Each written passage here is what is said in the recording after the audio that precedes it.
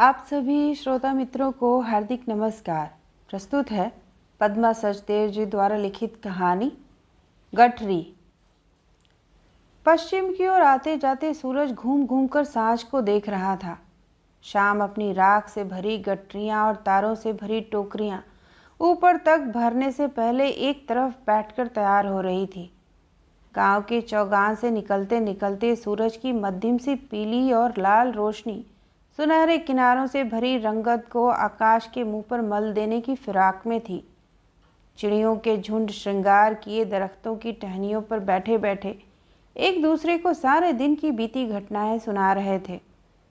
गांव की स्त्रियां शाम को दिया बत्ती करने के लिए ज्योति बनाकर घी में भिगो रही थीं।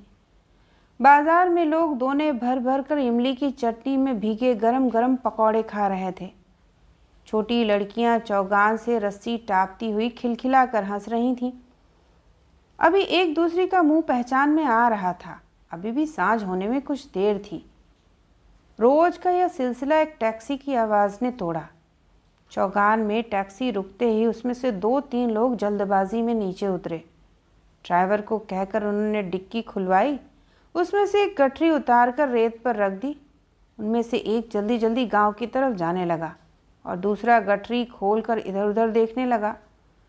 उसने डूबते सूरज की ओर भी देखा। कई लोग गठरी को अचंभे से देख रहे थे। एक मैली सी बेतरतीब गठरी, पता नहीं उसमें क्या था। सभी एक दूसरे को इशारे कर रहे थे। यह कपड़ों की गठरी तो नहीं लगती। लोग डर भी रहे थे कि कहीं कोई बम ही ना हो। आजकल क्या भरोसा है। तभी टैक्सी के पास खड़े उस व्यक्ति ने सिगरेट सुलगाई। जोर से कश खींचकर उसने सिगरेट का धुआं आसमान की तरफ फेंका। उसने अपना नीचे का जबड़ा ओक की तरह आगे किया और उसमें भरा हुआ धुआं निकालने लगा। टैक्सी का ड्राइवर अपनी पाग से पसीना सुखाता हुआ उसके पास खड़ा होकर सिर खुजला रहा था। एक गंवई ने दूसरे से पूछा, कहीं इस गठरी में बम ना हो। दूसरे ने जवाब दिया, बम होता तो यह गठरी के पास खड़ा होकर सिगरेट न फूंकता। सभी को इत्मीनान हुआ। सभी अपने अपने काम में लग गए। सभी को सौदा सुलभ संभाल कर दुकानें बंद करनी थी। इसी वक्त गांव की ओर से किसी खाते पीते घर की 2-3 स्त्रियां रोते रोते आती दिखाई दी। उनके साथ 3-4 मर्द भी थे। आकर वे हैरान से गठरी के पास खड़े हो गए। एक औरत ने रोते रोते कहा, इन्हें घर ले जाते हैं। टैक्सी के पास खड़े आदमी ने अपनी सिगरेट फेंक कर कहा, नहीं, घर ले जाने की कोई ज़रूरत नहीं। इन्हें नहलाकर तैयार कर दिया गया है। इनकी बड़ी इच्छा थी कि इनका दाह संस्कार कोई घर का व्यक्ति करे और इसी गांव में इनका संस्कार हो, इसीलिए माँ ने इन्हें यहाँ भेजा है। एक स्त्री ने कहा, हमें इनका मुंह दिखाइए। वही आदमी जल भुनकर बोला, 30 बरस से तो किसी ने इनका मुंह देखा नहीं, अब देखकर क्या होगा। सूरज छिपने से पहले दाह संस्कार हो जाना चाहिए, सूरज डूबने वाला है। यह बात सच थी। स्त्रियां मुंह पर कपड़ा डालकर रोने लगी। उसी समय दुकान से लकड़ी से बंधी एक चटाई आ गई। उस पर गठरी रख दी गई। किसी में यह पूछने की हिम्मत न थी कि यह मुर्दा गठरी जैसा क्यों है। मौत के बाद गठरी हुई है या पहले ही टांगें जुड़ गई थी। किसी ने उत्तर न दिया, न कोई प्रश्न हुआ। पंडित जी भी गंगा जल और 2-3 फूलों के हार लेकर हाजिर हो गए। गठरी के ऊपर गंगा जल छिड़का। गठरी से उतारे हार गठरी के ऊपर रखे और गठरी चिता पर ताज़ी चुनी लकड़ियों पर रख दी। गठरी पर कपड़ा लपेटा और घी में डुबो कर दाह देने वाले के हाथ में पकड़ा दिया। देखते ही देखते चिता में आग सुलग उठी। दाह देने वाला पंडित के साथ चिता की प्रदक्षिणा करने लगा। लोगों ने देखा टैक्सी वापस जा रही थी, उसमें से कोई भी न रुका था। चिता धू धू करके जल उठी। गठरी को खोलते हुए चिंगारियां लानत भेज रही थीं। एक लकड़ी जल कर गिरती तो पंडित जी अपने लंबे डंडे से ठेल कर उसे फिर चिता पर रख देता। धीरे धीरे बाजार के सभी लोग चिता के आसपास आकर खड़े हो गए। जिस लड़के ने दाह किया था वह चिता के धुएं से अपनी आंखें बचाता पैरों के बल बैठा हुआ था। पंडित जी भी कपाल क्रिया की प्रतीक्षा में हाथ में घी का बर्तन संभालते संभालते बीच बीच में चिता पर भी घी के छींटे मार देते। पलक झपकते ही सब हो गया। लोग अभी भी एक दूसरे को हैरानगी के साथ देख रहे थे। चिता की लपटें अब पीपल तक पहुंच रही थीं। मर्दों से अलग स्त्रियों की टोली अब पूरे जलाल में थी। पता नहीं कैसे आग की ही तरह यह खबर घर घर पहुंच गई थी। कुछ अंदाज़ा तो सबको था, फिर भी सभी की आंखों में एक ही सवाल था। कपाल क्रिया हो गई तो पंडित जी ने चिता से बाहर आती लकड़ियों को इकट्ठा करते हुए कहा, आखिर संत राम की पत्नी को अपनी दहलीज पर ही आना पड़ा। धर्म की बात भी यही थी, और उससे ज़्यादा भला धर्म की बात कौन जानता था। स्त्रियों की टोली में शोर उठा, हे राम, तो यह सुखदेई थी, और कौन होता? हाय रांड, तुझे भी संस्कार करवाने यहीं आना था। हे राम। यह बात सुनते ही बहुत सी स्त्रियां रोने लग गईं। एक औरत ने रोते रोते अपनी नाक पोंछी और सबके साथ रोने का सुर मिलाते हुए कहने लगी, जब भरी जवानी यहाँ गुजारी तो बुढ़ापे में उस कुतिया के साथ जाने की क्या ज़रूरत थी। हाय हाय मेरी भोली। हाय ज़रा ज़्यादा लंबी हो गई तो स्त्रियों की टोली से एक और स्वर उभरा, इसकी बहन कर्मों ने तो नंबरदार से अपनी खुन्नस निकाल ली, पर सुखो तुम कैसे कर्मों की बात में आ गई। और फिर उसने रोते रोते कहा, हाय मेरी मोरनी मोरनी। उसके पीछे खड़ी एक स्त्री ने अपनी मैली सी चादर से सिर मुंह ढके उसे फटकारते हुए कहा, ऐसी फिजूल में रामलीला मत करो। इस गांव में सुखदेई की सबसे बड़ी दुश्मन यही थी। इसी रांड ने उसे कहा था, सुखदेई, मेरे भाई को शादी के लिए कोई लड़की नहीं मिल रही। एक तो भगवान की दया से उम्र भी अच्छी खासी है, दूसरे घर में 2 विधवा नंदों के होते कोई अपनी बहन बेटी नहीं देना चाहता। हमने पहाड़ पर 500-500 रुपये भी देने चाहे, पर कहीं भी हाँ न हुई। तुम तो कुत्ते के पिल्ले के भी इतनी ममता से पालती हो, अपने होंगे तो न जाने क्या करोगी। यहाँ किसको मालूम हो सकता है, एक बच्चा भी हो गया तो यह शाह तुम्हारा ससुर इसे कीड़े पड़े, तुम्हें हंस कर इसे आधी जायदाद देनी पड़ेगी, फिर देखना इसकी नंबरदारी कहाँ जाती है। पर वह स्त्री कहने लगी, तब इसी सुखी ने कहा था, मैं नंबरदार की बहू हूँ, तेरा घोड़ा चराने वाले भाई के साथ मुँह काला करूँगी। तुझे किसने कहा? यह बात मुझसे कहने की तुम्हारी हिम्मत कैसे हुई? जा दफा हो जा, फिर मेरी दहलीज पर आई तो तुम्हारी टांगें तोड़ दूंगी। उसी दिन से घोड़े वाली की बहन सुखदेई की सबसे बड़ी दुश्मन है। नंबरदार को भी पता चल गया था, फिर वह घोड़े वाला गांव में कैसे रह सकता था। शहर में ही वह किसी का तांगा चलाने लगा। कभी शाम के अंधेरे में आखिरी बस में बैठकर बहनों को मिलने आता भी है, तो सुबह की बस से वापस चला जाता है। पर कौन जान पाएगा सुखी के मन की बात। इस घटना के बाद वह अपने पलंग की पाटी पर कितनी कितनी देर सिर मारकर रोती रही थी। अपनी गुड़हल की तरह सूजी हुई आंखों को लेकर ठाकुर द्वारे में उसने अपना माथा फोड़ लिया। फिर सोचा, ठाकुर जी क्या करेंगे, ये तो उनके घर के कोने में पड़े पड़े सुबह नहाने के लिए किसी की राह देखते हैं।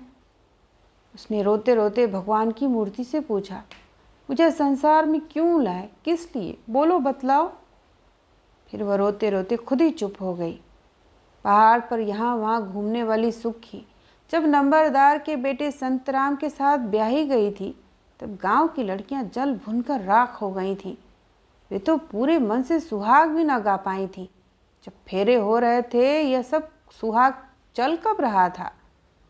इस बेल्ले कुनकुन जागे वे राजे धर्मे दा बेल्ला, अर्थात यह धर्म राजा का शुभ मुहूर्त है, इस समय कौन जाग रहा है।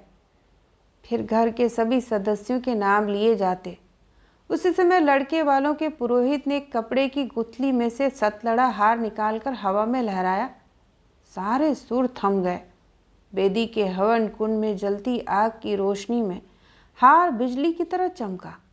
तब सोने की चमक से सबके मुंह खुले के खुले रह गए। हार की नुमाइश करने के बाद पुरोहित ने संतराम को कहा, अपनी पत्नी को यह हार पहनाओ। हार के पोंछ से सुखी की गर्दन झुक गई। स्वाहा। आहुतियों के संग धुएं को चक्कर आ रहे थे।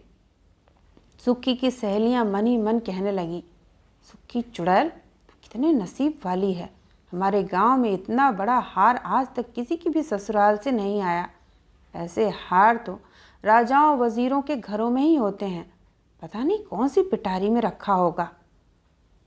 कईयों को यह भी शक हुआ कि यह हार सुक्की के पास रहेगा या उसकी सास मांग लेगी। हार पहनकर सुक्की ससुराल आ गई। मुंह दिखाई में उसकी सास ने उसे मगरमच्छ के मुंह वाले कड़े पहनाए। दोहरे झुमके मुंह दिखाई में मिले तो सुक्की की खुशी का पारावार न रहा। उसने सपने में भी न सोचा था कि ससुराल से उसे इतना चढ़ावा मिलेगा। उसके संग आई कहारिन और नाइन बड़े घमंड से एक दूसरी को देख रही थीं। सुक्की की सास ने इनके हाथ में एक एक जोड़ा पहनने के कपड़ों के ऊपर 51 रुपए रख दिए तो वे धन्य धन्य करने लगी। आज तक उन्हें 5 रुपए से ज़्यादा नेक किसी के ससुराल से न मिला था। एक ने हिम्मत करके सुक्की की सास से पूछा, समधन, हम इतना सोना पहनाकर लड़की को नहीं ले जाएंगे। गले में एक पतली सी चेन और हाथों में 2-2 चूड़ियाँ पहना दो, हमें तो भाई डर लगता है। सुक्की की सास ने बड़े अभिमान से उत्तर दिया था, नंबरदारों की बड़ी बहू को खाली हाथ मैके नहीं भेज सकती। फिक्र मत करो, हमारा कमेरा संग जा रहा है। फिर जिए मेरा संतराम, 5-7 के तो वैसे ही धराशायी कर सकता है।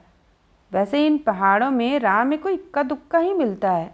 हमारे घर की पहली बहू अपने खानदान की प्रतिष्ठा के अनुसार ही गहनों से लदी हुई जाएगी। मैके जाकर सुखी अपनी माँ के गले लगकर कहने लगी, बड़ा भार है अम्मा, हाथ नहीं उठता। जा मर जानी, फिर कभी नहीं कहना यह बात, अपनी ही नज़र लग जाती है। पहले ही गांव के लोग चकित हैं, यहाँ इतना सोना किसके पास है। मुँह गंवई क्या जाने बड़े गांव का नंबरदार क्या होता है। बड़े प्यार से माँ ने बेटी को कहा। सुखी 3 दिन मैके में रहकर अपने पति के साथ ससुराल चली गई। जाते जाते उसने अपनी किसी स्त्री को कहते सुना, पता नहीं कहाँ से इतने गहने पहने हैं, ज़रूर बैंक से लिए होंगे, किराए पर क्या नहीं मिलता। सुखी को गुस्सा आया था पर उसने कुछ नहीं कहा। फिर जब ससुराल में उसकी सास ने उसे गोखरी उतारने को भी ना कहा, तब गोखरुओं का भार उसे हल्का लगने लगा। सुखी की सास ने मुहूर्त निकलवा कर संतराम के हाथ में सगुन की पोटली पकड़ाई और उसे पत्नी के कमरे में भेजा। सुखी को लगा किसी ने संतराम को धकेल कर अंदर भेजा है। उसे कुछ हैरानगी हुई। उसने तो सुना था पत्नी के साथ 2 पल अकेले पाने के लिए दूल्हा ललचाया रहता है, और यह दूल्हा कुछ और ही तरह का लगता है। पर उसे शर्म आ गई। उसने सोचा, अभी उसने मुझे देखा ही कहाँ है, बच्चों देखेंगे तो अपने भाग्य को सराहेंगे। सिपाही की माँ तो सुखी की माँ के पीछे पड़ी थी, पर सुखी की माँ ने कहा था, सिपाही उजड्ड होते हैं, सिपाही के हाथ में अपनी सोने की डली न दूंगी। साल में 2 महीने घर आएगा तो 10 महीने मेरी बेटी की सास उसकी सास के धौंस के तले रहेगी। ना भाई, यह ना हो सकेगा। सुखदेई, जैसे किसी ने कान में शहद उड़ेल दिया हो। संतराम उसके पलंग के पायताने पर धीरे से आकर बैठ गया। वह गठरी बनी बैठी और सिकुड़ गई। संतराम कह रहा था, सुखदेई, तुम्हें पता नहीं क्या मिलेगा, मुझे तो दुनिया जहान मिल गया। संतराम के हाथ में सगुन की पोटली थी, उसमें बादाम, नारियल, छुहारे और बताशे थे। संतराम कह रहा था, अम्मा ने कहा था पहले तुम्हारी गोद में सगुन डालना है, फिर तुम्हारा मुंह देखना है। संतराम ने पोटली उसके हाथ में रखी। सुखी ने गले में भारी कलिहार पहना हुआ था, उसकी गर्दन और झुक गई। संतराम ने कांपते हाथों से उसका घूंघट उठाया। बादलों के हटते ही चांद बाहर निकल आया। पसीने के साथ सुखी की मांग का सिंदूर गीला होकर बहने लगा था। संतराम को भी पसीना आ गया। उसे लगा कोई अपराध हो गया है। बरसात में निकलने वाली बीर बहूटी की तरह सुखदेव भी सांस न ले पा रही थी। उसकी तीखी नाक के सिरे पर पसीने की बूंद अटकी हुई थी। सुखराम बड़ी मुश्किल से बोला, सुखदेई, तुम कितनी सुंदर हो, क्यों इतनी सुंदर हो सुखदेई? फिर उसे याद आया, कलिहार से उसकी गर्दन अकड़ गई होगी। उसने अपनी माँ को कलिहार पिरोते देखा था। सूखा नारियल, बादाम, छुहारे, सुराख वाला पैसा सब मौली में बांध रही थी माँ। संतराम ने उसके गले से कलिहार उतार दिया। पति की छुअन से सुखदेई कांपने लगी। संतराम ने इसका 50 तोले का रानी हार भी उतार दिया। सुखदेई की सांस सुख की सांस लेकर सीधी हुई। संतराम ने हार और कलिहार पलंग के पास रखे पीढ़े पर धर दिए। सुखदेई के हाथों की मेहंदी अभी गूढ़ी थी। उसका गाना सहेली ने उतार लिया था, पर मगरमच्छ के मुंह वाले गोखरुओं की लाल लाल आंखें रूबी के साथ चमक रही थीं। गोखरुओं के पीछे उसकी माँ के दिए चांदी के मरीदे, फिर हाथी दांत का लाल चूड़ा पूरी तरह बाँह भर रहा था। आधा चूड़ा उसके किनारे वाले कुर्ते की बाँह में छिपा था। संतराम कांपने लगा। उसने घूंट भरकर कहा, तुम बहुत थकी होगी सुखदेई, मैं भी थका हूँ। माँ ने कहा था झुमके उतार कर सोना, नहीं तो कान मुड़ जाएंगे। फिर उसे कुछ नहीं सूझा तो उसने कहा, मैं पानी पीकर आता हूँ। सुखदेई को अपने सीधे से पति पर हंसी आ गई। प्यास उसे भी लगी थी, पर उसने कुछ न कहा। संतराम के जाते ही उसने अपना भारी जोड़ा उतारा और सादा सा सूट पहनकर पलंग पर ढेर हो गई। उसे भी बड़ी नींद आ रही थी। पलंग के पास मेज़ पर पड़े दूध के 2 बड़े गिलासों पर सारी रात मलाई जमती रही। आज पता नहीं कितने दिनों बाद सुखदेई आराम से सोई थी। सुबह स्त्रियों के शोर से उसकी नींद खुली तो उसे बड़ी शर्म आई। माँ ने उसे ससुराल आते समय कहा था, बेटी सास के जगने से पहले जागना। वह एक छलांग लगाकर पलंग से नीचे उतरी, पिछवाड़े जाकर कुल्ला करके मुंह धोया। भीतर आई तो उसने देखा उसकी सास दूध पर जमी मलाई को दीदे फाड़ फाड़ कर देख रही थी। सुखी ने उसके पांव छुए तो उसने आशीष दी, बुढ़ापे तक सुहागिन रहो, और क्या आशीष देती। सास ने उसे देखकर कहा, चलो बेटा कुएं पर नहा कर आए, वहीं तुम बाहर भी बैठ लेना। उसकी नज़र पीढ़ी पर पड़े गहनों पर गई तो उसने हंसकर कहा, जैसा सीधा मेरा संत है वैसी ही तुम हो, सारे गहने पीढ़ी पर ही रख दिए। हार खानदानी है, बड़ी बहू को मिलता है। अब यह तुम्हारा है, ये लो अलमारी की चाबियाँ। तुम्हारे ससुर ने यह अलमारी ख़ास तुम्हारे लिए शहर से मंगवाई है। सोने से पहले गहने इसी में रखा करो। दिन के वक्त तो गहने पहनकर ही रहना चाहिए। गांव की औरतें अभी तुम्हें कितनी ही बार देखने आएंगी। ये कमीनियाँ बहू पर कम नज़र रखती हैं, गहनों पर ज़्यादा। फिर उन्हें बात करने से कौन टोक सकता है। किसी की बात मन में न लगाना, वैसे ही हमसे सब चलते हैं। सुखदेई को देखकर औरतें चकित रह जाती। हे माँ, इतना सौंदर्य, इसकी सास ने हीरा ढूंढ कर लिया है। हमारे गांव में इतनी सुंदर और कोई बहू नहीं है। कोई धीरे से कहती, हाँ यह तो ठीक है, पर नसीब तो ऊपर से ही लिखवा कर आई है ना। सुखदेई की सास आसपास ही रहती। स्त्रियां चली जाती तो कहती, सुखदेई इस गांव की औरतें आग की लपटें हैं, कैसी आंखें फाड़ फाड़ कर तुम्हें देख रही थी। आज फिर तुम्हारी नज़र उतारनी पड़ेगी, उनकी नज़र बुरी है। हाँ। सुखदेई चुप रहती। 15 दिन बाद सुखदेई का भाई उसे लेने आ गया। सुखदेई की सास ने उसकी बड़ी खातिर की। मट्ठियों से भरा टोकरा, लड्डुओं की टोकरी और कई पकवान सजाकर दिए और कहा, सारे गांव में बांटना। उसने फिर सुखदेई को कहा, बहुरानी सारे गहने पहनकर जाना। सुखदेई ने डरते डरते कहा, माँ जी इतना सोना पहनकर जाने में मुझे राह में डर लगेगा, और भैया अकेले हैं, कुछ छीन लेगा तो क्या करेंगे। सास हंसकर बोली, ओ मेरी भोली पहाड़िन, पहली बार मैं तुम्हें अकेले थोड़े ही भेजूंगी।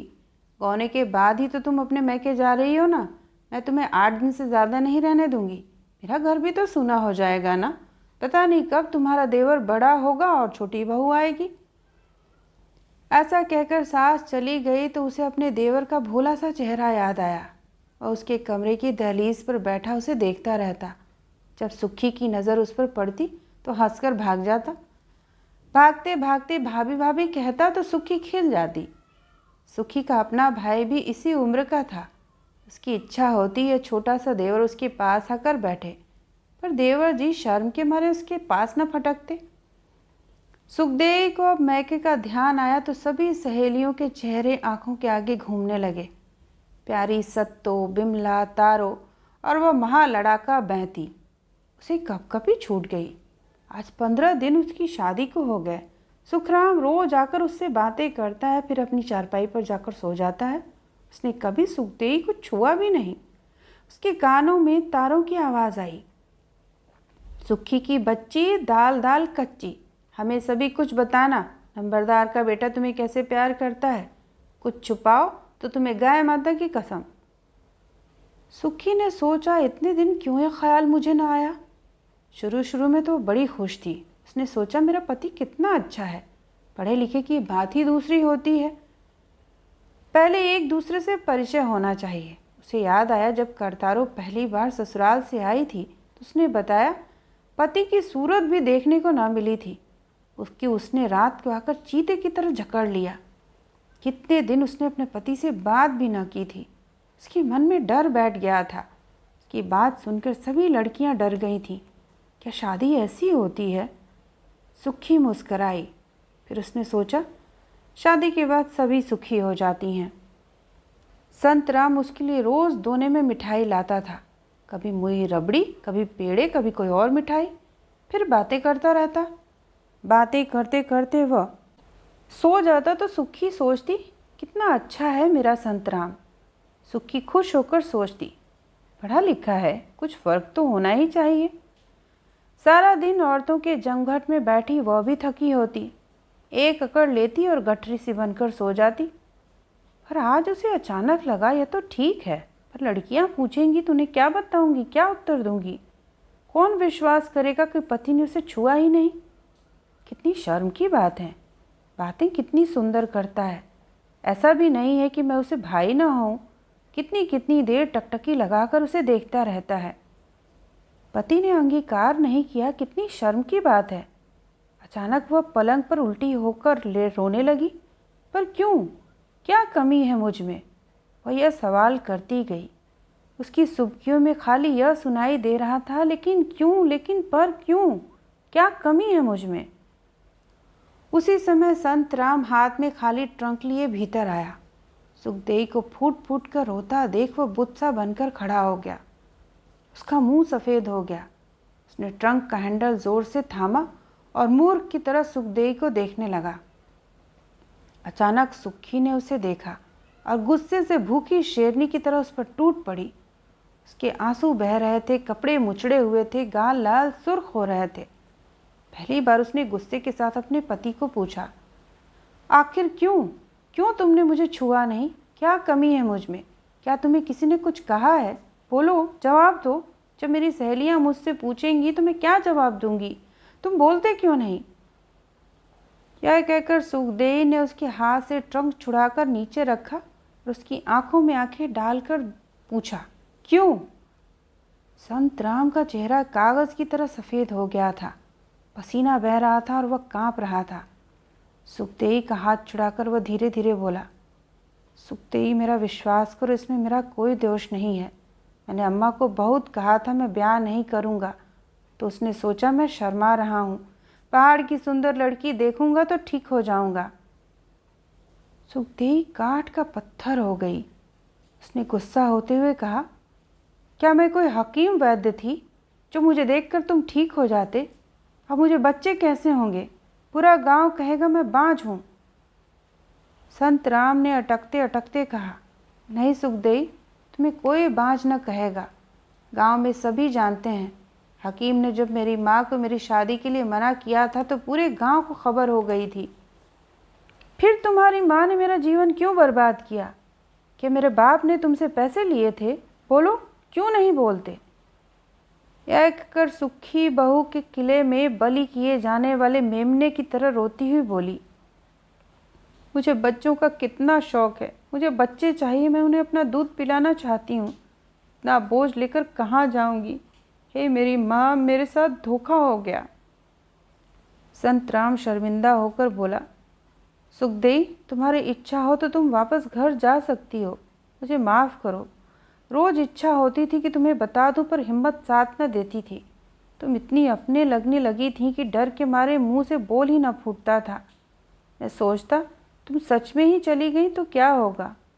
सुखी, तुम्हारा अपराधी मैं हूँ, मुझसे बहुत बड़ा पाप हो गया है, मेरी तरफ से तुम्हें पूरी छूट है।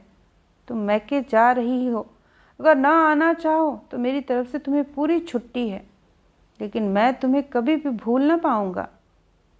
सुखी को फिर क्रोध आ गया। उसने कहा, वापस ना आऊँ ताकि लोग कह सकें कि मुझ में ही कोई दोष था। मेरा अपमान होगा तो अच्छा लगेगा तुम्हें। अग्नि के सामने मैंने तुम्हारे ही साथ रहने की सौगंध खाई थी। लोग तो मुझे ही झूठी कहेंगे ना, फिर अगले जहान में भी झूठी ही गिनी जाऊंगी। तुम मुझे झूठा क्यों कहना चाहते हो? संतराम विचलित हो गया। उसने कहा, सुखदेई, मैं तुम्हें झूठी नहीं कहना चाहता, मुझे क्षमा कर दो। तुम मुझे बड़ी प्यारी लगती हो, अपनी लगती हो। यकीन करो, यह पाप मैंने नहीं, अम्मा ने किया है। कहकर संतराम पेड़ की तरह पलंग पर गिर गया और कांपने लगा। सुखदेई ने उसे इस तरह विचलित देखकर भीतर से सांकल चढ़ा ली और अपने आंचल का कोना गीला करके उसके मुंह पर फिराने लगी। संतराम का सिर अपनी गोद में रखकर उसे पानी पिलाया, फिर अपना पसीने से भरा मुंह पोंछकर सिर को एक जोरदार झटका दिया। सुखी एक और सुखी हो गई। उसने बड़े धैर्य से पति को कहा, जो मेरे भाग्य में था वह मुझे मिल गया। तुमसे मुझे कोई गिला नहीं। चलो उठो, जाने की तैयारी करें। मुझे सच में कोई गिला नहीं, तुम मुझे बहुत अच्छे लगते हो। तुम्हें छोड़कर मैं कहीं कभी नहीं जाऊंगी। संतराम को विश्वास नहीं हो रहा था। वह सुखदेई के साथ ऐसे ही लिपट गया जैसे कभी कभी वह अपनी माँ से लिपट जाता था। संतराम के गले से लगी सुखी सोच रही थी, वो अपनी सहेलियों को क्या क्या बताएगी। मैके वापस आकर सुखी ने अपना घर बाहर देखना शुरू किया। अपने कमेरों को कहकर फटी हुई बोरियां मंगवाई। पत्थरों पर एकदम बारीक पिसवाकर चिकनी मिट्टी में उन्हें मिलाकर एक चांद कर दिया। गेहूं का बूरा भी उसमें गूंथा। फिर अपने ससुर की बैठक के तल को नया करने लगी। कच्ची दीवारों पर पलस्तर चढ़ा दिए। छोटे छोटे आले बनाकर उसमें बेल बूटे बनाए। कहीं देवी जी तो कहीं गणपति तो कहीं कोई गुड़िया रख दी। बैठक मानो मुंह से बोलने लगी। जो भी देखता सराहता हुआ जाता। दीवारें सज गईं, लोग अचंभे के साथ देखने आने लगे। जो सुख किसी स्त्री को नहीं मिलता वह सुखदेई ने पा लिया। अब संतराम उसका जिगरी दोस्त था। दोनों सलाह करके ताकों में मूर्तियां रखते। कौन सी पहाड़ी पर लाल, कौन सी पर पीली मिट्टी लगेगी, इस पर बहसें होती। पहाड़ों पर अच्छी चिकनी मिट्टी ढूंढने में सुखी उस्ताद थी। गांव की औरतें आकर सुखी की मिन्नतें करती। सुखदेई, बहू, तेरी ननद की शादी है। दूल्हे वाला कमरा तो सुंदर होना ही चाहिए। सिर्फ पहाड़ी पर चलकर अच्छी मिट्टी की खान ढूंढ दो, बाकी तो लड़कियां तुमसे सीख ही लेंगी। तुम भी जरा हाथ लगा देना। सुखी प्रसन्न हो जाती। सुखदेई ने पिछवाड़े घास वाली कोठरी के कोने में पुरानी बोरियां बिछाकर एक स्थान बना लिया। वहाँ गांव की पिल्ले देने वाली कुतियाँ कई दिन पहले आकर बैठ जाती थीं।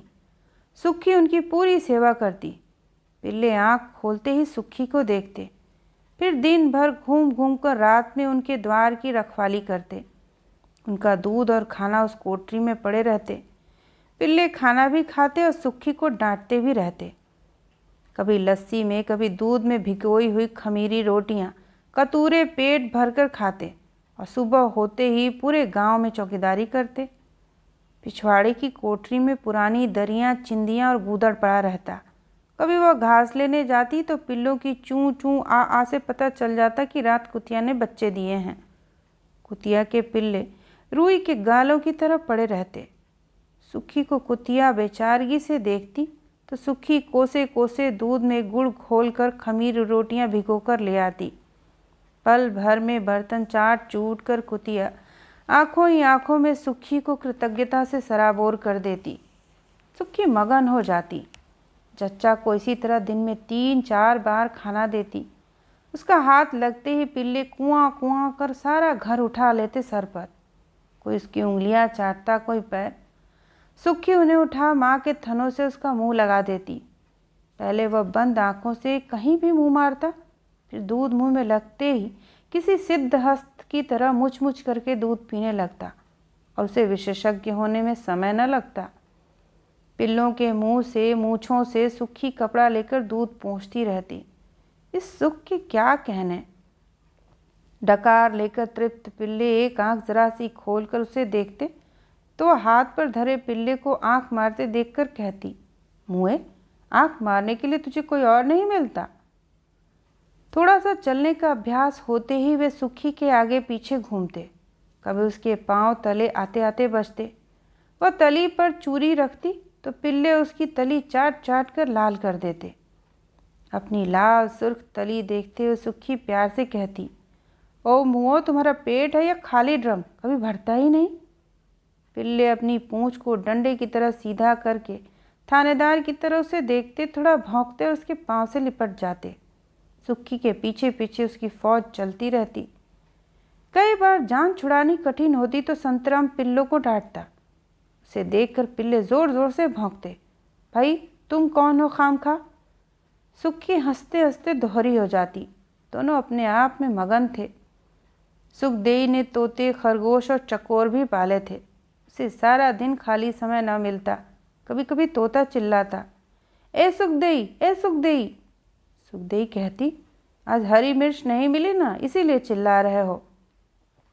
संतराम कहता, क्यों नहीं हरी मिर्च देती हो, यह तो चिल्लाएगा ही। सुखदेई वैसे ही उत्तर देती जैसे बाप के पूछने पर माँ बच्चों के बारे में बताती है। सुखदेई का अच्छा खासा संसार बस गया था। उसके आंगन दालान जैसे मुंह से बोलते। उसका देवर कहता, भाभी नए बछड़े को घुमा लाऊं। वह कहती, नहीं देवर जी, अभी तो उसकी टांगें भी सीधी नहीं पड़ती हैं, कुछ दिन ठहर जाओ। देवर कहता, भाभी तुम्हारा तोता मुझे गाली देता है। चमक कर सुखी कहती, आप उसका बर्तन उल्टा कर देंगे तो गाली ही देगा ना। देवर हैरान होकर बोला, पर उसे पता कैसे चलता है? क्यों, उसकी आंखें नहीं हैं या वह आपको जानता नहीं? देवर खिसियाना हो जाता, फिर लाड से कहता, भाभी शहतूत पर झूला डाल दो ना। किसके साथ झूलोगे देवर जी? तुम्हारे साथ और किसके साथ? सुखी इतना हंसती कि उसकी आंखों में आंसू आ जाते। सारा दिन काम करके रात को जिस समय वह सास की टांगें दबाकर वापस सोने जाती, बेहोश सी होकर चारपाई पर पड़ जाती। उसे खुश रहते देखकर औरतें हैरान हो जाती। हृदय से वे सब उसको बहुत प्यार करती, उसका सम्मान भी करती। एक दिन सुखी रसोई में बड़ी परात भरकर आटा गूंथ रही थी। 5-6 किलो आटा गूंथकर जब उसने परात में समेटा तो उस पर फूल सा बनता देखकर उसे माँ की याद आई। माँ ने कहा था, सुखी आटा गूंथ गूंथ कर जब फूल बन जाए तब समझो आटा ठीक मला गया है। सुखी ने आटे के ऊपर गीला कपड़ा रखा, हाथ अपने आंचल के कोने से पोंछने लगी तो उसने देखा आंगन में एक रिश्ते का देवर उसे टकटकी लगाकर देख रहा था। देवर खिसियाकर बोला, कैसी हो भाभी? सुक्खी ने उसकी भर्राई हुई आवाज़ सुनकर तरारे से कहा, मैं तो अच्छी हूँ, आप अपनी सुनाइए। देवर कुछ संभला, फिर कहने लगा, हमें क्या अच्छे होना है, तुम्हारी देवरानी हर चौथे दिन मैके चली जाती है, आज्ञा हो तो तुम्हें सुच्ची कर दूँ। सुक्खी के हाथ में मक्खन पी हुई मोटी सी मथानी थी। उसने मथानी दिखाते हुए चिल्लाकर कहा, क्या कहा? किसे सुच्चा करेगा तू? बोल फिर तो क्या, तुम्हारा खून न पी जाऊं तो मेरा नाम सुक्खी नहीं। हमारे खेतों पर काम करने वाले तेरी यमजान, दफा हो जा। फिर उसने अपनी सास को आवाज़ देकर कहा, माँ जी जरा इधर आइए, या आपका भांजा आपकी बहू को सुच्चा करना चाहता है। सास का सिर शर्म से झुक गया। देवर सामने ही खड़ा था। सुक्खी ने मथानी दीवार पर दे मारी, उसके 2 टुकड़े हो गए। रोती रोती अपने कमरे में चली गई। इस घटना के बाद सुक्खी को कभी किसी ने मजाक में भी ऐसी बात नहीं की। पता नहीं कैसे यह बात पूरे गांव को मालूम हो गई। इस घटना के बाद तो सुक्खी की सास भी उससे डरने लगी। सुखदेई रोज अपनी सास के साथ मंदिर जाती थी। पुजारी चंदन का लाल टीका उसके माथे पर लगाकर कहता, बूढ़ी होने तक सुहाग बना रहे। 7 बेटे होने का आशीर्वाद उसे कोई न देता था। बूढ़ा पंडित कहता, यह सती है, सुबह जो भी इसका मुंह देखेगा उसका भला ही होगा। 5-7 वर्षों के बाद सुखदेई की छोटी बहन भी उसी गांव में ब्याह कर आई। तब इतने दिनों बाद सुखी के मैके वालों को संत राम के नामर्द होने का पता चला। धोखा तो हो ही चुका था। सुखी के मैके वाले सब घूंट पीकर खून का रह गए। सुखी की बहन का पति फौज में था। 10 महीने बाद छुट्टी पर 2 महीने के लिए आता तो पूरे गांव में रौनक आ जाती। सुखदेई की बहन कर्मों बड़ी लड़ाका थी। कुएं पर पानी भरने जाती तो 2 घड़े सिर पर, एक कमर में, एक रस्सी कंधे पर रखती। और कई बार अपनी बहन की ससुराल आकर उसकी सास को जली कटी सुना गई थी। एक बार उसने कहा, मौसी, तुम्हें नरक में भी जगह न मिलेगी, तुमने गौ हत्या की है। मैं इसके स्थान पर होती तो तुम्हें जहन्नुम पहुंचा आती। सुखी गाय को घास डाल रही थी। उसने मुड़कर भी नहीं देखा। उसी समय नंबरदार अपनी ड्योढ़ी से भीतर आया तो उसने कर्मों की सारी बात सुन ली। उसने वहीं से कहा, कर्मों, तुम भी इसी गांव की बहू हो। घूंघट नहीं निकालती कोई बात नहीं, पर दोबारा मेरी ड्योढ़ी पर नहीं आना। हमारे घर में आग लगाने की ज़रूरत नहीं। कर्मों बड़ी दबंग थी। उसने कहा, नंबरदार, अपनी नंबरदारी अपने घर में रखो। पर मैंने तुम्हारी नंबरदारी नहीं निकाली तो तुम्हें पहाड़ की नहीं कहना। जो धोखा तुम लोगों ने मेरी इस गाय जैसी बहन के साथ किया है, तुमको नर्क में भी स्थान नहीं मिलेगा। लानत है तुम लोगों पर। यह कहकर वह ड्योढ़ी लांग गई। नंबरदार ने गुस्सा होकर कहा, मेरी गली में दोबारा दिखाई दी तो गांव से निकलवा दूंगा। कर्मों भी कम न थी। जाते जाते उसने कहा, गांव से तो तुम्हें मैं निकलवा दूंगी। अगर सारे इलाके में मैंने तुम्हें नग्न न किया तो मेरा भी नाम कर्मों नहीं। बड़ा आया नंबरदार कहीं का। सुखदेई अपने कमरे में जाकर रोने लग गई। शर्म के मारे वह कांप रही थी। कर्मों के जाते ही उसने बाहर आकर अपना सिर ससुर के कदमों में रख दिया। नंबरदार को जैसे होश आया। उसने अपनी बहू के सिर पर हाथ रखकर कहा, जा बेटी, तू भीतर जा। तुम तो हमारी इज्जत हो, पर आज के बाद मैं तुम्हें कर्मों के साथ न देखूं। एक ही गांव में 2 बहनें थीं, पर कर्मों ने भी अपनी बहन के घर की तरफ मुंह न किया। कहीं गली में भेंट हो भी जाती तो सुखदेई रास्ता छोड़ देती। जब कर्मों का पहला बेटा पैदा हुआ तब उसका भाई सगुन लेकर आया। सुखी के घर गया तो उसने कहा, भाई, मेरे घर में कर्मों का नाम भी न लेना।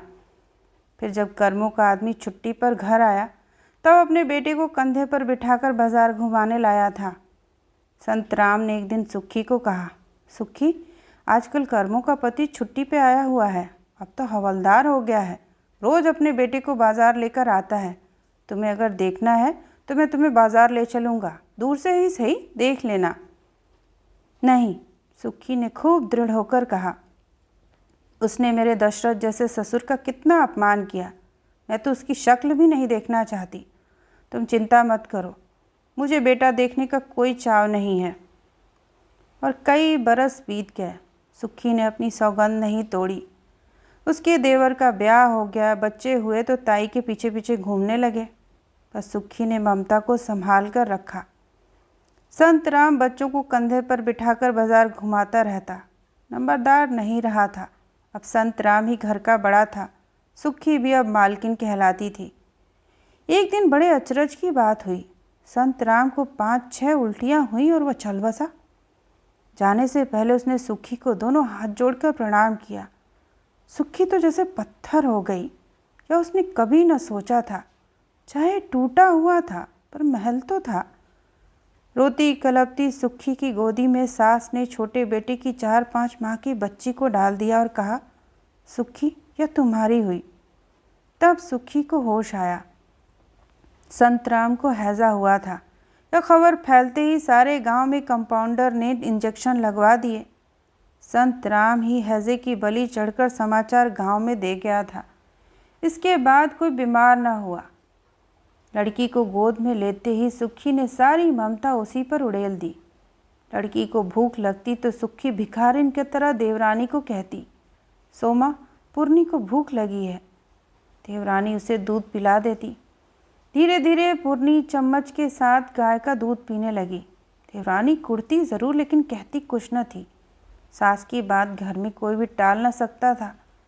पूर्णी जब बाँ बाँ करने लगी तो दादी ने सिखाया, सुखी तेरी माँ है। पूर्णी माँ माँ कहती उसके पीछे पीछे भागती रहती। जब पूर्णी माँ कहती तो इधर से सुखी भागती, उधर से सोमा। पूर्णी भागकर सुखदेई के कंधे पर सवार हो जाती तो सोमा को बड़ी जलन लगती। एक दिन सुखदेई गाय गोरू को घास डाल रही थी। पूर्णी चारपाई पर सोती सोती ढम्म से नीचे गिरकर रोने लगी। सुखदेई से पहले सोमा ने जाकर उसे उठाया और गले से लगा लिया। सुखदेई आई तो पूर्णी उसकी तरफ लपकी। तो सोमा ने सुखदेई से कहा, रहने दीजिए, बेटी मैंने मारने के लिए पैदा नहीं की। पेट में 9 महीने रखी होती तो पता चलता। वैसे भी मैं कल मैके जा रही हूँ, पूर्णी मेरे साथ ही जाएगी। सुखदेई की सांस रुक गई। बरसात में गिरने वाले पेड़ की तरफ अपने कमरे में जाकर गिर पड़ी और खाना पीना छोड़ दिया। सोमा पूर्णी को लेकर मैके चली गई। सुक्की की सास ने अपने आप को बहुत कोसा और कहा, मेरी अकल पर क्या पर्दा पड़ गया था। सोमा से पूछे बगैर मैंने उसकी बेटी सुक्की की गोद में डाल दी। भगवान मुझे बख्श दो या राह सुझाओ, मैं क्या करूं। नंबरदार भी नहीं रहा, किसको कहूं। 3 दिन से सुक्की ने पानी का कतरा भी न पिया था। चौथे दिन उसके हाथों पैरों में ऐंठन आने लगी। घबरा कर उसकी सास ने हकीम को बुलाया तो सारे गांव में खबर हो गई। हकीम ने नाड़ी देखकर कहा, बहुत कमज़ोर नाड़ी है, अगर बहू ने कुछ नहीं खाया तो बचने की उम्मीद न करना। सुखदेई ने अपने दांत भींच लिए। देवर ने कहा, भाभी हमारे ऊपर इल्ज़ाम लगाकर न मरना, खाए पिए बगैर कोई नहीं रह सकता। मैं कल ही जाकर तुम्हारी पूर्णी को ले आऊँगा। लेकिन सुखदेई के मुंह पर ताला ही जड़ा रहा। सारे गांव में खबर फैली तो कर्मों ने भी सुना। उससे न रहा गया। अपने अहंकार को उसने मैले कपड़े की तरह उतार फेंका और बहन के पास आ गई। उसने कहा, चलो दीदी, मेरे घर चलो। इनके बच्चे तुम्हारा खून नहीं है, पर मेरे बच्चे तो तुम्हारा ही खून है। माँ हो या मौसी, चलकर अपना कपड़ा लत्ता संभाल और मेरे साथ चल। सुखदेई की सास बोली, तुम कौन होती हो मेरी बहू को ले जाने वाली, या घर की मालकिन है। रहने दो मौसी, मालकिन मालिक के साथ होती है, और नहीं रहा अब इसका यहाँ कौन है। चल दीदी, मैं तुम्हें इन पापियों के घर में न रहने दूंगी। कर्मों ने अपनी बहन को गुनगुना दूध पिलाया तो वो उठकर खड़ी होने के योग्य हो गई। कर्मों ने उसके कपड़े लत्ते ट्रंक में डाले और कहा, अब मैं तुम्हें यहाँ न रहने दूंगी। सुखदेई की सास ने टोक कर कहा, कर्मों, ये क्या पाप करने चली है। कर्मों बोली, रहने दो मौसी, तुम्हारी आंख बंद होने से पहले चली जाए तो अच्छा है। सुखदेई की सास रोते रोते बेहाल हो गई। कर्मों ने सुखी की अलमारी में से कपड़ों के साथ गहनों का भी डिब्बा निकाल लिया। ट्रंक को ताला लगाकर चाबी सुखी को दी। किसी तरह सुखी को ड्योढ़ी तक लाई। आगे कर्मों के शेर जैसे जवान बेटे मौसी को गोद में डालकर घर ले गए। सास ने सोचा इस समय रोकना ठीक नहीं है। बाद में उसने कितनी बार अपने बेटे से कहा, जा सुखदेई को ले आ, पर वो हमेशा कहता, माँ वह अपनी इच्छा से गई है, जब इच्छा होगी चली आएगी। बुढ़िया एक सांस भर कर रह जाती। यह बात किसी ने सुखदेई को भी कही थी। गांव से कर्मों रोज शहर जाती थी। खबरें उसके साथ ही बिना टिकट के सफ़र करती। सुखी ने जब यह सुना तो कहा, कभी ज़रूर जाऊंगी, लेकिन मरने से पहले नहीं। मेरा दाह संस्कार तो कुल का ही कोई करेगा, मुक्ति तो तभी होगी। आज सुखदेई अपने गांव आ गई थी। गांव की औरतें जलती चिता से ज़रा दूर खड़ी थीं। उनकी टोली में से उठती आवाज़ें चिता की चिंगारियां छू रही थीं। शाम भी जैसे खड़ी हो गई थी। लकड़ियों से कड़कड़ की आवाज़ आ रही थी। धुएं के साथ पूरी हवा भर गई थी। स्त्रियों की आवाज़ें घूंघटों से बाहर झांक रही थीं। अरे सुनो, एक बार देवर अगर सुखदेई को लेने चला जाता तो क्या छोटा हो जाता? कैसे जाता भाई? पत्नी की भी इच्छा होनी चाहिए। सुखी इस घर की बड़ी बहू थी, आती तो आगे आधा हिस्सा न देना पड़ता। जाने दो, बेफिजूल बातों का अब क्या फ़ायदा। सोना तो शेरों था, वो तो चलो उसकी बहन ही इकट्ठा करके ले गई। सास ने अगर पूर्णी उसकी गोद में न डाली होती तो उसे कुत्तों को पिल्लों को पाल कर ही ज़िंदगी बिता लेनी थी। हे राम, इसकी देवरानी भी कम नहीं है। इतनी बार शहर जाती पर मजाल है जो कभी जेठानी को मिला है। एक ने सांस भर कर कहा, हाय सती सावित्री थी, अपना सत लेकर चली गई। हाँ, पर दुनिया संसार तो न देखा ना, न पति का सुख मिला, न बच्चे पैदा हुए। सुनने में आया है कि उसकी बहन के बच्चे उस पर जान देते थे। सुखदेई ने उन सबको बहुत प्यार किया। जो पालने योग्य थे उन्हें पाला भी। क्यों नहीं बहन, सोना भी तो शेरों था। छोड़ो भाई, कौन जानता है गठरी में क्या था, सुखदेई थी या कुछ और था। मुँह ने मुँह भी नहीं दिखाया। खुद मर गई या किसी ने मार डाला, कौन जाने। क्या पता वही थी या कोई और था। वही तो कह रही हूँ, चलो जाने दो, हमें क्या करना है, हम तो अफसोस जताने आ गए। सभी स्त्रियां नहाने चल पड़ी। एक और स्वर उभरा, कैसा शोक। आगे आगे जाती देवरानी तो झूठ मूठ भी नहीं रोई। हाँ, पूर्णी रो रही थी। उसे पता था ताई उसी के लिए घर छोड़कर गई थी। या माँ डायन तो उसे बाद में भी मिलने न देती थी। ए चुप कर, हमें क्या लेना देना। सुनने में तो यह भी आया है कि शादी के बाद पूर्णी अपने पति के संग ताई को मिलने जाती थी। हो सकता है अपना सोना उसने पूर्णी को ही दे दिया हो। छोड़ो, जाने दो। यहाँ लगाई बुझाई करने वाली स्त्रियां भी हैं। वे तो कहीं उनमें से कोई सोमा को बता देगी, जो जिंदा है वो तो मर गई, जो जिंदा है उन्हें तो उसके साथ निभाना ही है ना। तो जाओ, तुम उसके गले लगो। हे राम, दुनिया में आकर जिसने संसार नहीं भोगा, उसका आना क्या और जाना क्या।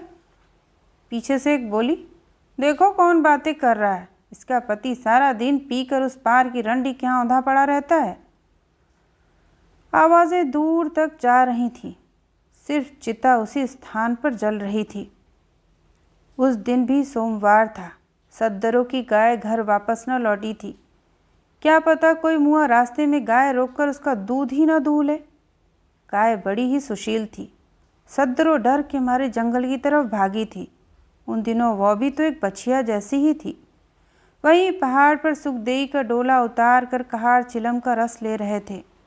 पास ही कहारिन और नाइन बैठी थी।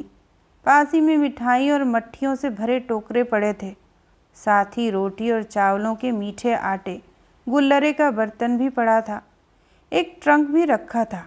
पालकी का कपड़ा ऊपर उठा था। सद्दरों ने देखा था, एक गठरी सी मानो सांस ले रही थी। उसने कहा था, बाहर आ जाओ, यहाँ तुम्हारी ससुराल का कोई नहीं है।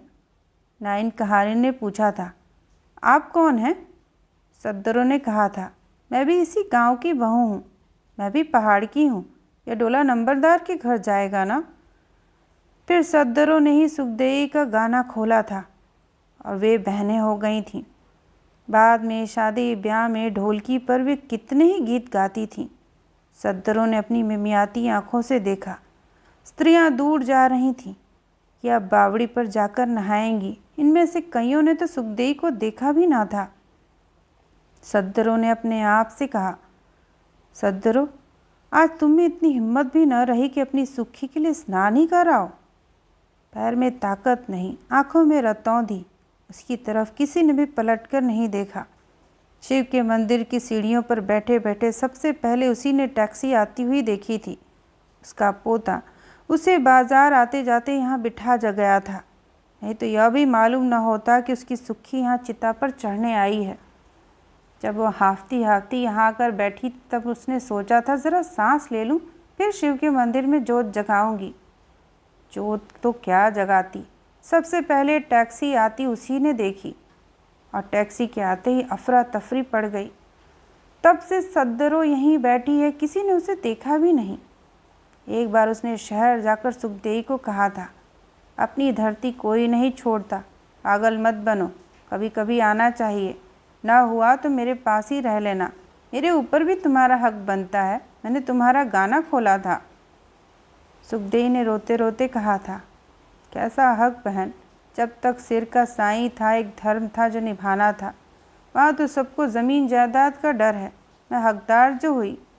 नहीं बहन, जब तक सांस है वहाँ न जाऊँगी। सद्दरों को सब याद आने लगा। उसकी आंखों से पानी झरने लगा। वो बैन करने लगी, मर गई सुखी, बहुत अच्छा हुआ, पहले क्यों नहीं मर गई, तब मैं भी तुम्हारे लिए नहाने जा सकती थी। अब कोई घर से जाएगा तो ले जाएगा, रात को रतौंधी होती है, सुबह भी परछाइयाँ नज़र आती हैं। ओ मेरी सुखदेई, इस गाँव में तुम्हारा कोई नहीं रहा, मैं भी नहीं, जा चली जा, जा मर जाकर। यह कहकर उसने अपनी आंखें चद्दर के साथ पोंछी। उसे हिलते देखकर एक बच्चे ने कहा, चलो दादी घर चलें। तुम अभी यहीं हो? सभी तो चले गए दादी। आपने शिव के आगे जोत जला दी? नहीं बेटा, उन्हें भी आज अंधेरे में ही रहने दो। अब मैं यहाँ कभी भी जोत जलाने नहीं आऊँगी। चल मुझे जल्दी घर ले चल, अब मैं एक ही बार यहाँ आऊँगी। सद्दरों ने एक हाथ पोते को पकड़ाया और दूसरे में अपनी सोटी लेकर चिता की रोशनी में सीढ़ियाँ चढ़ने लगी।